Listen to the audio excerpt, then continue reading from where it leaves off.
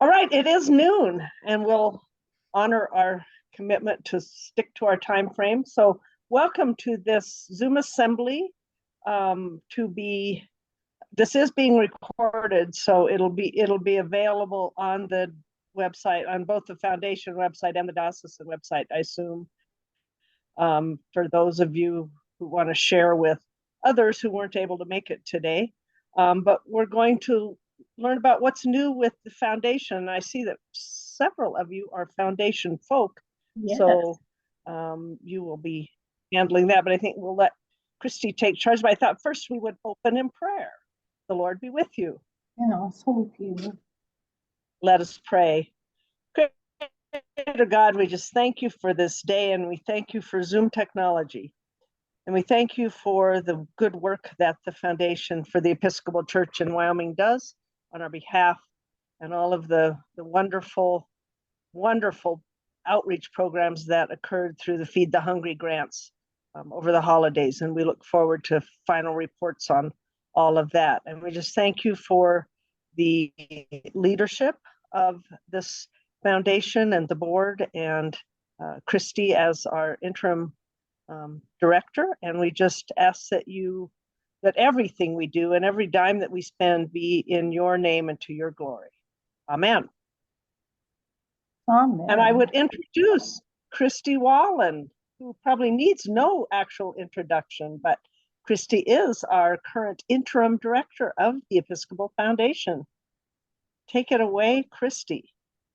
Well, thank you so much, Bobby. And I'm just so grateful to have this chance to be sitting in the executive director's position for a while. So far, so good. I'm on day 61 plus. I'm on day 66 of serving this role, and it's just been great. We have a few things that we want to update you on, and we most especially want to hear from all of you. If you have any questions, comments, any needs that we can fulfill. We're going to boast about some of our really successful grants lately. Betsy, I hope you're ready to talk about cultural blind spots.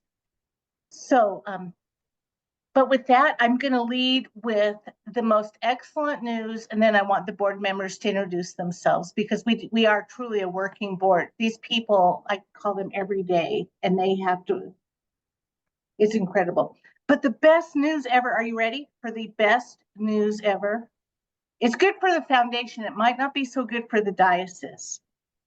The foundation has hired Ms. Kira Backus to be our executive assistant and grant manager.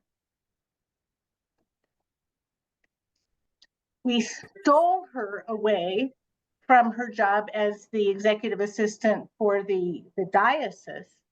And Meg is very unhappy with us. And I trust that she'll, with a lot of prayer, Meg, you can get over it. But those of us on the foundation, the board, are just stinking delighted. So do you have any words of wisdom, Kira? Just thank you to the foundation board, and I am equal parts so excited and so sad to be moving on from the diocese. Yeah. So good. Well, on our board, we have Taimi Cuiver from Laramie. Bernadine Kraft is the vice chair, president-elect from Rock Springs. And we have Ruth Morton from Sheridan. Sandy Caldwell from all over.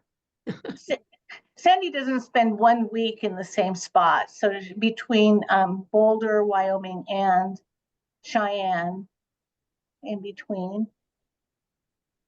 We have Pam Brondos, is an attorney, but she's an author. She has several books out. Pam Brondos is on our board from Casper. And is that you, Stephanie? Stephanie Aaron Ludwig from Evanston is on the board. So yep, I'm here. There you are. See, so we have just a terrific board that they're very excited for this service and all the good work that our foundation can do. It is just incredible. Do any of the board members have anything before? The next thing on my list is to talk about the grant cap removal, and then we'll talk about CapEx, and then the financial discernment roadshow, and then the Feed the Hungry grants. Does that sound good to the board? So the board last year decided, it was sort of the gentleman's agreement that grants would be $50,000 and you could do it one grant per year.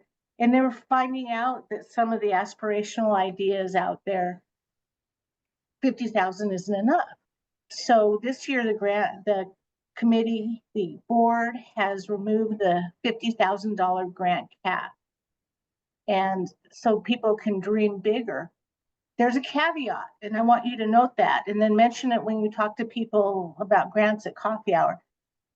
The pool of money to grant from was not increased proportionally. So the grant committee is going to have to make some harder decisions, or we have to walk alongside with our organizations, our parishes, to find other sources of funding. Because in my 66 days as the executive director, these ideas coming from our parishes are just fabulous.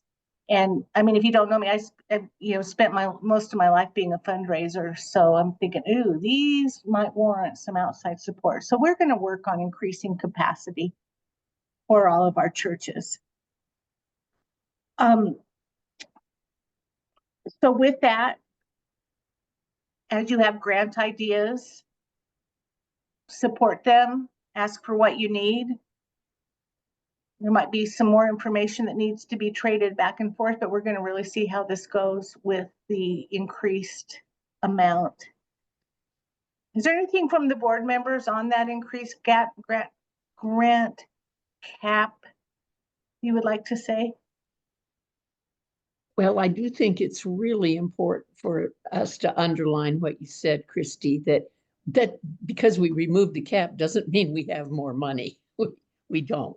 It's just that the $50,000 cap has been removed, which means it's going to be much more difficult for the grants committee and then the board in general. And it also means the excitement of creativity of grants that may need more than $50,000. But I also want to underline our real emphasis on working with outside partnerships too, because there are several grants that lend themselves well to, like, for example, working with Wyoming Humanities or working with the Community Foundation or the Women's Foundation.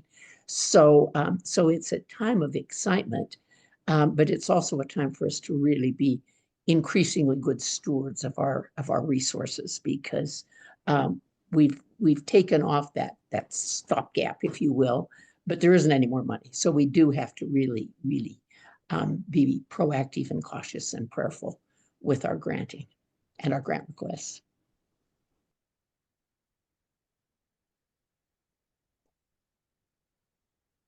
This is related in a manner, and it started this last couple years under the leadership of Dr. Sandy Caldwell. But there's been a CapEx fund created, and that's where the foundation will purposefully, religiously, in a very disciplined way, put money aside to address the capital needs, so the building needs of our congregations for years to come. Like it's its own endowment, so that we will be able to when the roof blows off, which it does in Wyoming, we'll be able to help our churches address those urgent needs.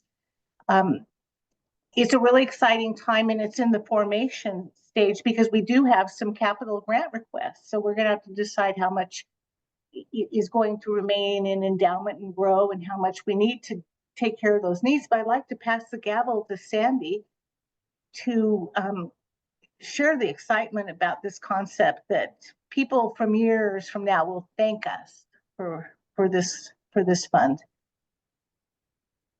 Thanks, Christy, for trying to jazz up a little bit about CapEx, right? Not everybody gets as excited about capital expenditure fund accounts as I do, but it is a really important thing that we did.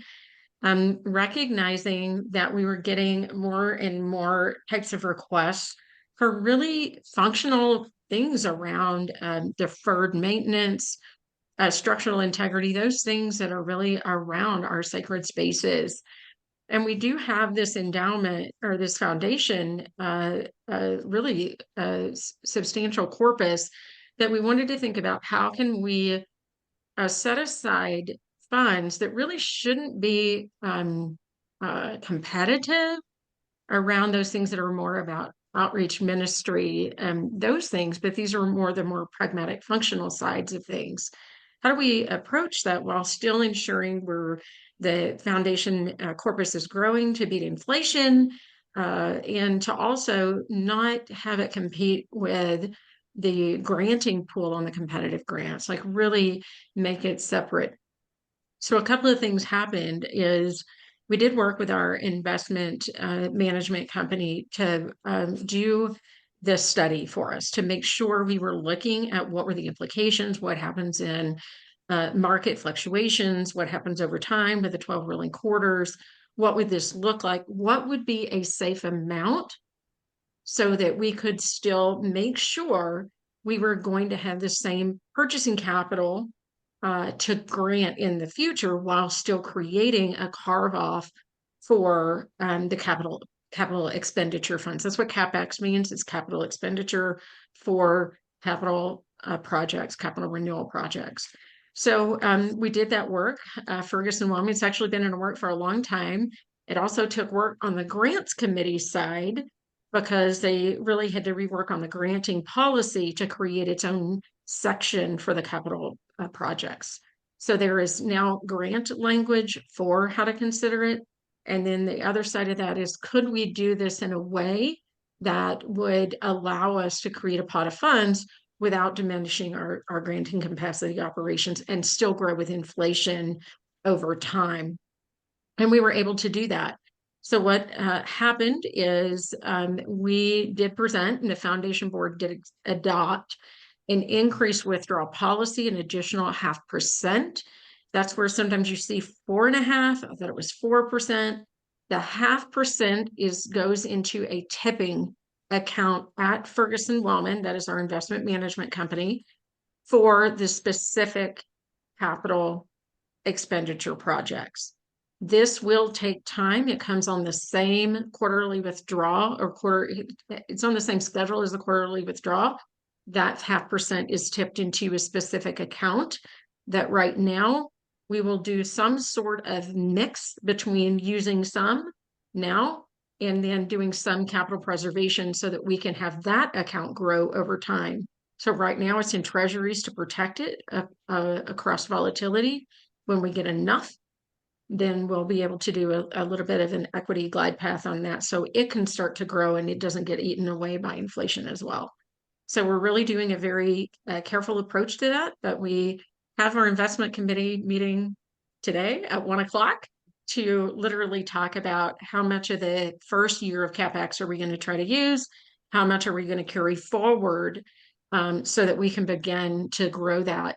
We have a lot of capital needs, folks. 1 year of that is not enough. And if we use it all, we're just stealing from tomorrow to fix some of those larger projects that we know we're going to have. So say a little prayer for us so that we can kind of come up with a good solution for this year that we can begin to adjust in the coming years. So I think that's covers it. If there's any questions, just let me know. Any questions from the group? I made some notes. I'm going to use the term equity glide path in conversation from now on. I think that is, I'm going to appear smart. So I'm a nerd. I'm sorry. It's my way my brain works. It's why I'm on the investment committee. Thank goodness. Let's list our blessings, please. So with all of that, the development committee of the foundation under the leadership of Ruth Morton have been thinking about how can they have such a great impact on our parishes, on our congregations. And they at convention, many of you might have been able to attend the breakout session on financial discernment. It was almost standing room only, and people really liked it. So we're thinking that we need to take this on the road. So Ruth would like to engage you in conversation to talk about, is this something that you'd like some more information, what it would look like, give her some feedback. She can tell you what we have in mind. So Ruth, take it away. So I'm Ruth Morton. I don't know if I know everybody, but I'm from St. Peter's in Sheridan, and I am on the chair of the development committee. So I have done the development committee now for about a year, and through that, we've just really got some momentum going. I think in the past we've been a little just reactive, but now we're being super proactive, and not unlike the CapEx fund group, we're being more strategic in our planning and how we can facilitate not so much growing the foundation, but coming alongside parishes and helping, like Christy said, increase that capacity for our local parishes. So I would say we have three big things that we're working on right now. One of it is just for us alone on our board. We're actually working on trying to do a board onboarding. I feel like lots of times we all come on these boards, and I'm probably not talking out of turn when I say that about any of the boards here at the diocese and the foundation. A lot of people are coming on for the very first time as a board member. This is my very first board, and the learning curve is very steep. So what we want to do is help with an onboarding process with our foundation members. Maybe it's something we can share with the other committees, and we can all come alongside where we can come up to speed really fast on not only just our region and our churches, but the whole Wyoming region, and how we work alongside the diocese as a supporting organization. There's so much to learn. So I feel like we can be a lot more effective board members if we can come up to speed much sooner. So we're kind of working on that. The other thing is we're working on a website, again, for just so we could do some online giving. I think we're missing opportunities for people that might be dialing in from out of state. I know that personally, I have donated to friends and families that passed to their church online when they're out of state. And it's much easier if I have a donate now button on somebody's website versus I have to sit and write a check. So I feel like there's opportunities that we could hook up to the local parishes to facilitate more online giving. And so we're working on a more robust website that would get somebody get into our diocese website or foundation website, and then they would drill down into those local parishes where we could do a donate now thing.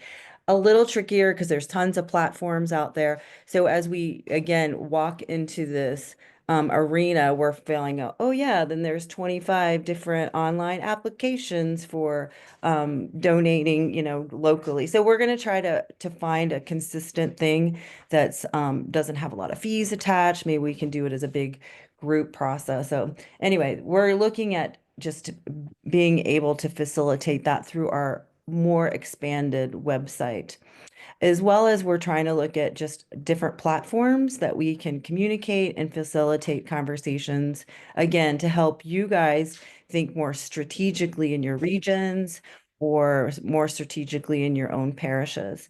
So with that, like Christy said, our big thing this past year, I think was a total win for us, was when we volunteered to do a workshop at the convention. And I truly was concerned that we wouldn't have a big turnout because people were doing yoga and, all these meditation things and really fun workshops. And here we're doing financial discernment. And lo and behold, we had such a great turnout at that workshop and such a great rapport with, so many different communities. So that was exciting for us. I just want to do a shout out to the development committee. I threw that at them, and we literally kind of drafted our own curriculum to teach that little class. Multiple people, there was 4 of us. Again, we had just a really nice rapport, a lot of different perspectives because everybody's church in this diocese is so different. So I think it was really helpful. But with that, I got a ton of people that came up and said, oh, I want more. And could you come to our church and can you do our region? So with that, we took that as, yes, it was a good thing. And yes, we can build on this. So we're in that stage of determining how to best do that. And I think this is a particularly great forum to get you guys as our customers. How can we help you increase that capacity? There's a couple things. I think we're looking at Region 5 to do a region workshop where we could get some of the major leaders in that group together to do that financial workshop again and talk through it and see the things that they think helpful and that maybe not so helpful. But we can also do Zoom assemblies just like this on little pieces and that we could just do an hour and talk about, oh, there's granting, there's different softwares that is we were finding out we used to pay for a Candid subscription, and I know POW has used Candid to find additional granting sources, but oh, lo and behold, the public libraries in Wyoming have that for free. So we're just really finding all these little tools that are super helpful that are really available to us. So we're learning and we want to push that information to you guys. So again, our big thing is trying to increase capacity. I don't think that our granting pool is going to be enough to help us increase capacity. So we want to look at how can we collaborate in our communities? How can we look for other granting sources?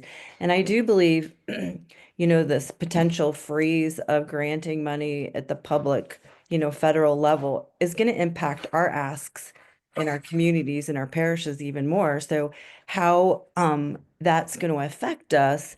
And luckily we, Pam Brondos is on our board and she's really watching that for us. And hopefully I can push that information, because where somebody might dry up a federal funding source, there's a good potential they're going to come to our parishes and help for, ask for help to fill that void. So I'm just going to stop talking and I'm going to ask if you guys have any input on what you might like to see or any ideas that we could run with as a committee to help with that increasing capacity at the parish level.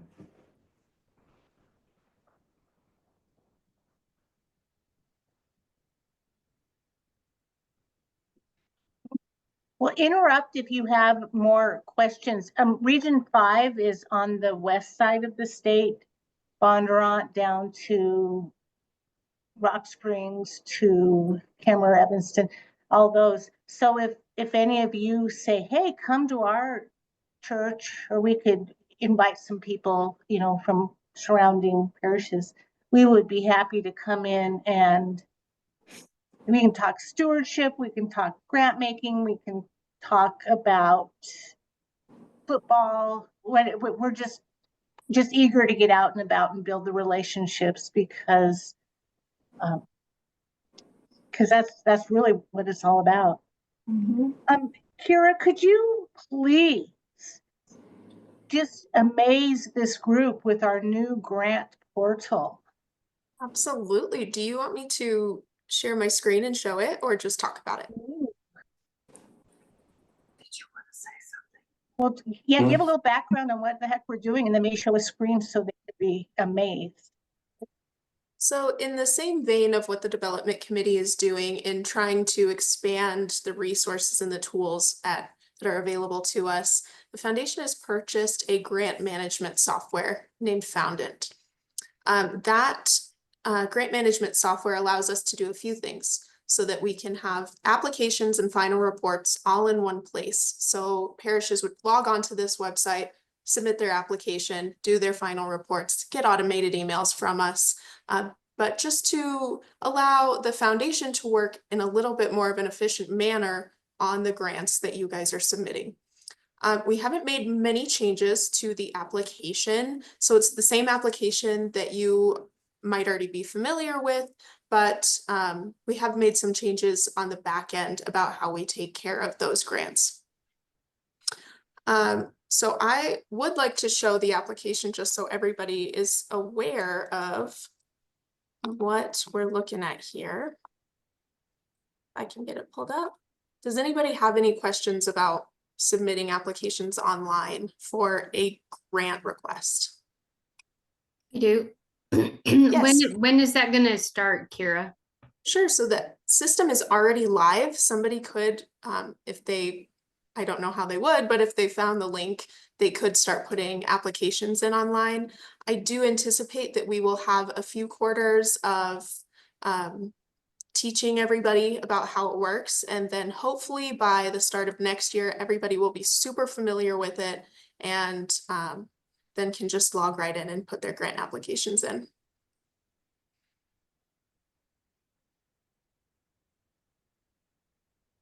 Any other questions? Sally has a question. Yes, Sally. We can't hear you, I can't hear you, Sally. Sally.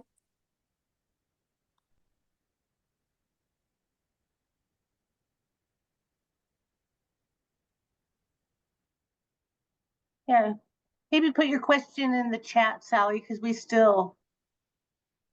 So, are you going to show us the screen, Kira? I am, if you guys are ready for me. Yeah, I think it's so exciting. This is super exciting. The way Sandy is a nerd about investments, I'm a nerd about this software. So, so can you guys see my screen okay? Yes. Okay, perfect. So, this is just so that people who are applying know when the deadlines are. The deadlines for grants have not changed in 2025, but they will change in 2026. And then once we have those dates, we will update everybody. So same thing, you're going to put your project name in here. And this is, again, all online at this point, but if you have any problems when you do go to apply, please let us know. We are here to help the transition to this system. Just some due diligence things so that everybody knows what we are funding. And then amount of grant request, proposed initiative. This is all the exact same application, but you type in here and do everything in this system. We will link the application to our website once we do a little bit more training with the congregations about how to use it. And then it will, hopefully, because this is new to us as well, make it so much easier to get things put through the system. You will know when those grants are received, if there's anything missing. I mean, it's a super cool system to allow us just to work a little bit easier, work a little bit better. And there'll be automated notes saying, we've received your grant. And, oh, we're looking forward to your report. Oh, by the way, your report is late. Just so all of it is just really automated so that we'll be able to, follow up with everybody. And then when you call and say, well, what has St. Albans and Moreland, what have they requested in the last several years? We'll be able to just tap that in and have that database produce that information for us, rather than previously it was just on, a bunch of different spreadsheets that, I think Kira was manipulating, 5 or 6 different spreadsheets per grant application. So we really are entering the 21st century with this. And the use of the automation isn't just to make our lives easier, but so that we can be, in the churches, building those relationships with people, finding out what they actually need, helping them put through some really, really good applications for things that they care about. Kira wants to do, and I totally support this, she wants to do some video trainings. We'll do some live trainings, but we'll do video trainings as well. And I think once somebody's been through it, they'll just think it's really slick. It's a very intuitive system.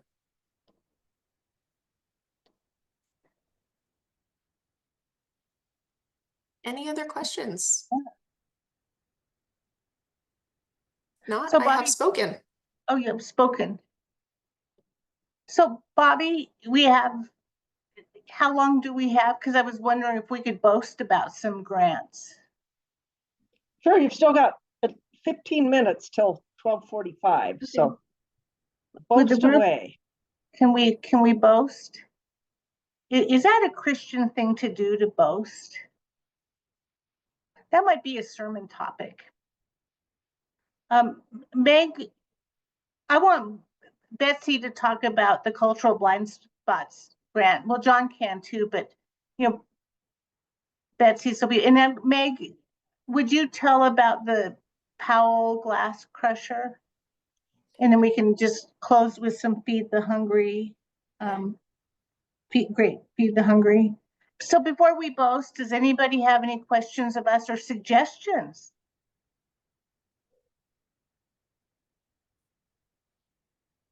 Okay, well, Betsy.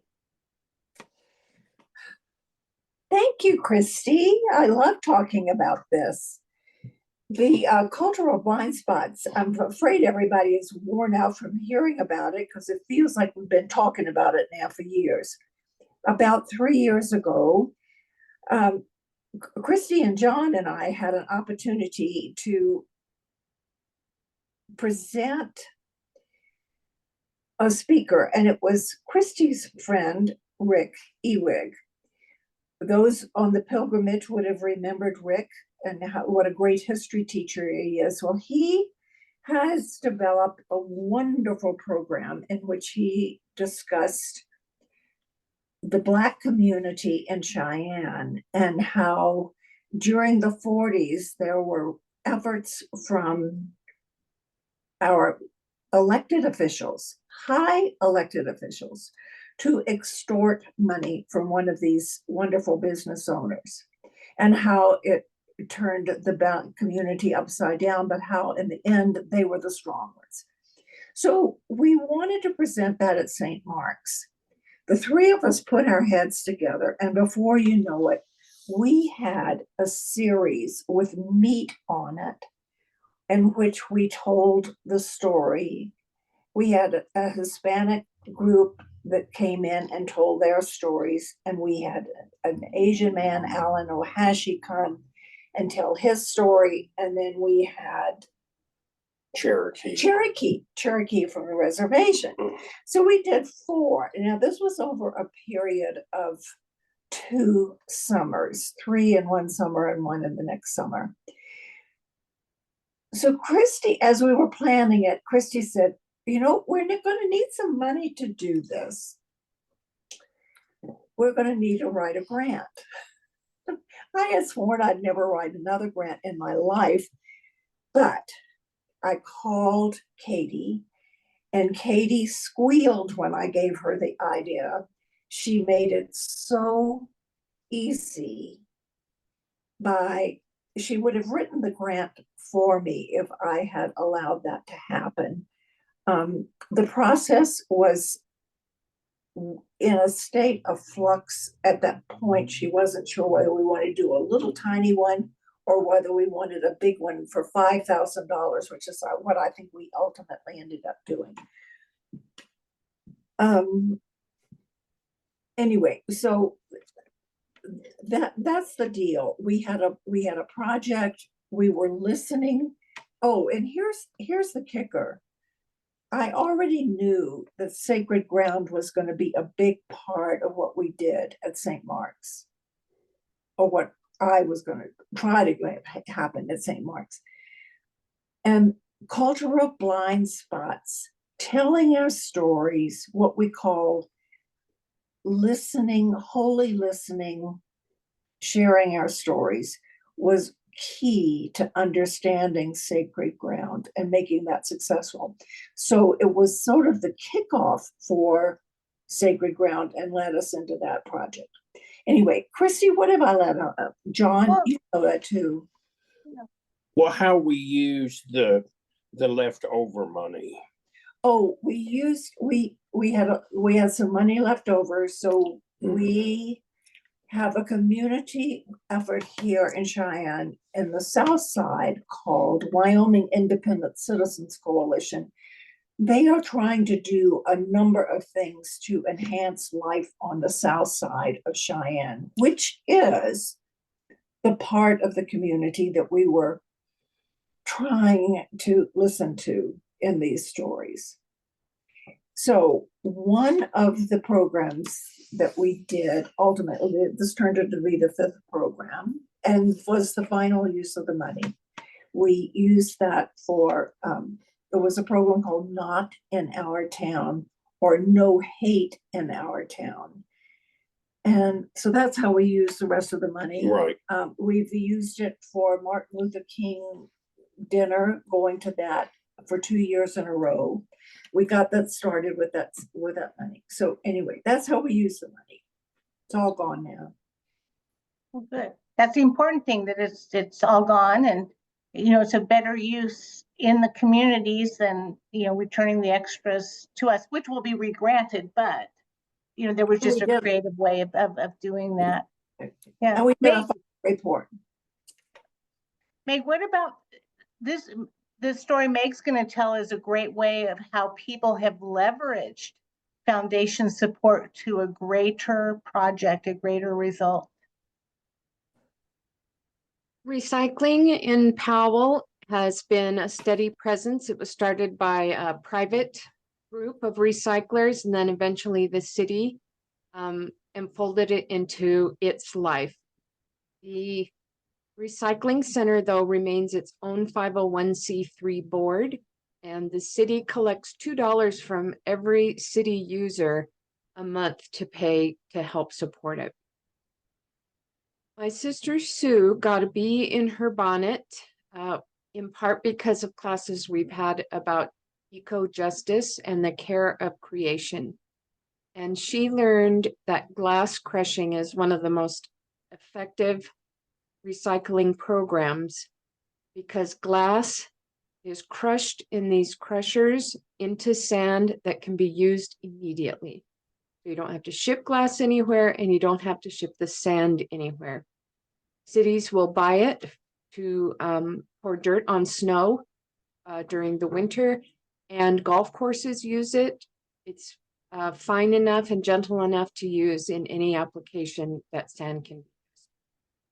So she was friends with somebody on the recycling center and said, we should look into this.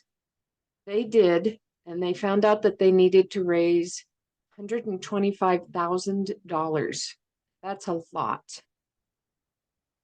Our church supported this effort in a variety of ways. We ourselves did fundraising.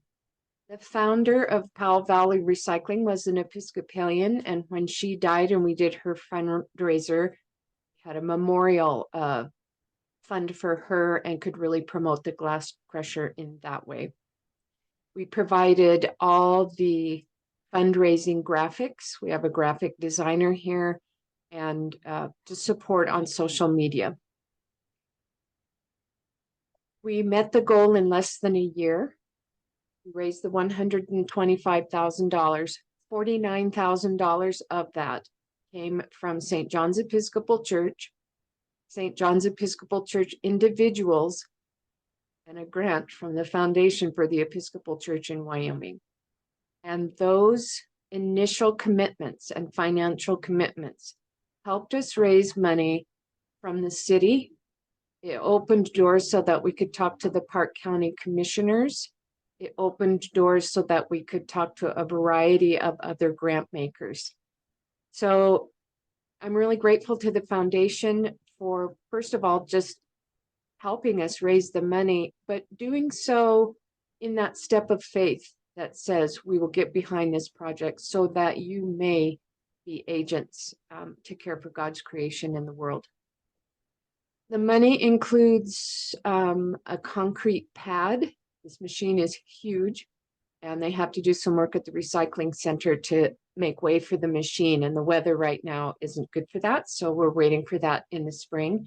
And we also raised enough money so that the recycling center can actually use the crusher fully. We bought all the bins for collecting, ways to store the sand, so that once that machine comes ready to go.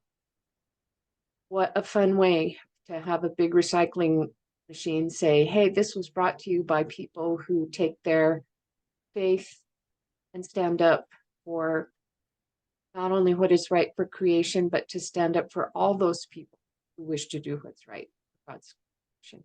Thank you very much.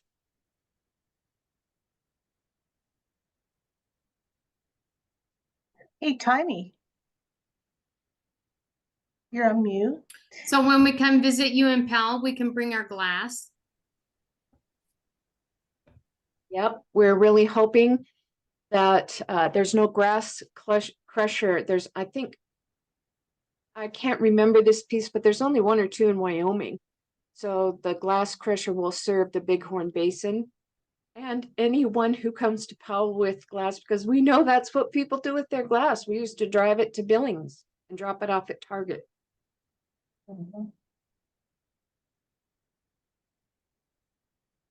Well, good. Did I say that, was there another one I wanted you to boast about? Or just from the group, do you have any great success stories?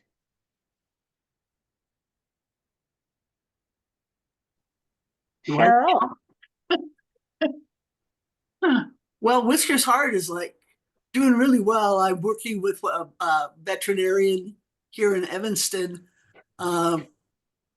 trying to attend euthanasias for animals and talking to people in the waiting room.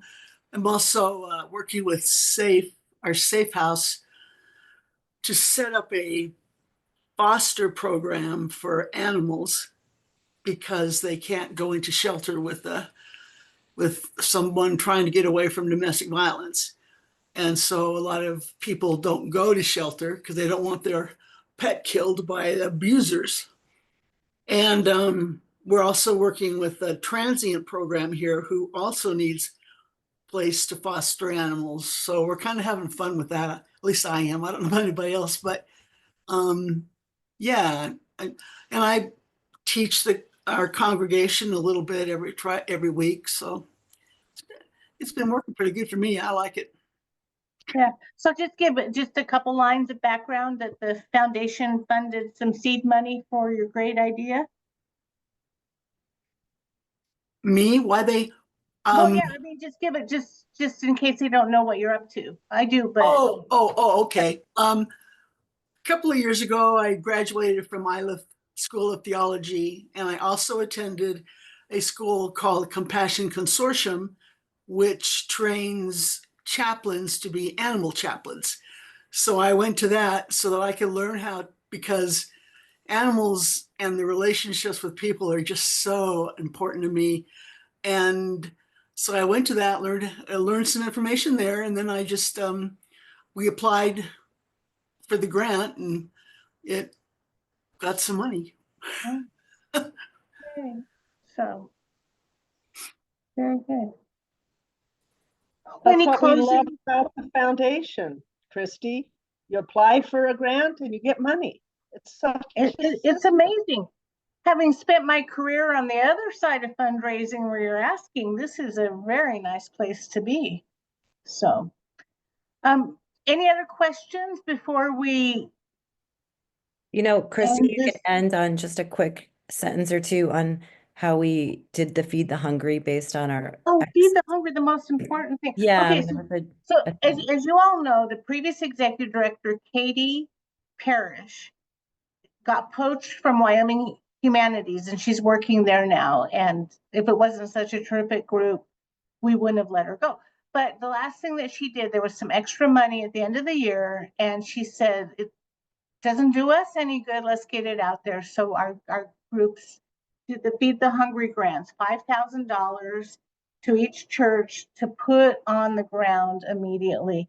And we had almost every single church in the state apply with such terrific ideas, such as stocking the food banks, putting on community dinners. One it's up in KC, they have a big old freezer, and people who are hunting, donate it. So there's always a freezer full of meat for people. We paid off student school lunch debt. Kara, what are some other things that it was amazing what happened? Yeah, there were so many people who said, well, we're working directly with food programs here, or we have a food ministry at our church. We just want to fund it. We want to throw these big Christmas dinners because it was that time of the year. Or give it to not just food banks, but actual funding hot meals for transient folks. It's so many good ideas that came from that. And the few churches that did not apply, we called them and we said, hey, you know, you're one of a few churches that didn't apply. Do you have a food program that you would be willing to work with? Or do you have an idea of where to use this money? And every single one of them said, yes, we know how to feed our community. And that's exactly what they did. It's so wonderful. Yeah. So, I mean, ideally, we want to grant all the money as the applications come in, but if there's anything left over, I hope we do something very similar again next year. All So, right. well, Well, we're good, at- thank you. Thank you, Christy. We're at 12:46. Just to close, I would say our next Zoom assembly will be March, forget the date. Sorry. The Spark of the Spirit said it was going to be on confirmation, that Laura Gilbert was going to talk about the confirmation program, but we're not quite ready for that. We're not certain yet if COM has approved it. So, or will approve it. They meet this week, I think. So March 13th, instead of it being the confirmation class, we'll have our Equal Justice Initiative Task Force. We'll talk about some of the things that we've been up to since we've been officially formed. We'll talk a little bit about the pilgrimage to the reservation that's being planned, some of the advocacy work we're starting to do around immigration and around LGBTQ plus issues, and our regular things that we were tasked to do in the resolutions from convention. So join us on March 13th for that. And then Laura will talk at the April Zoom assembly date, second Thursday of the month, noon, right here on this station. Any closing Jeannie? questions? Jeannie, I'm sorry, Jeannie. I want to interrupt you because unfortunately Bobby said this 3 times and I know she knows different. It's the first Thursday of the month, not the second. So Yes, it's because we changed it. Yeah. Sorry. Yeah. So we did change it. So it's March 6th, the first Thursday of the month. So, thank you, Jeannie. I saw you jumping up and down. I thought I must have looked at my wrong calendar again. So March 6th, Equal Justice Initiative Task Force. All right.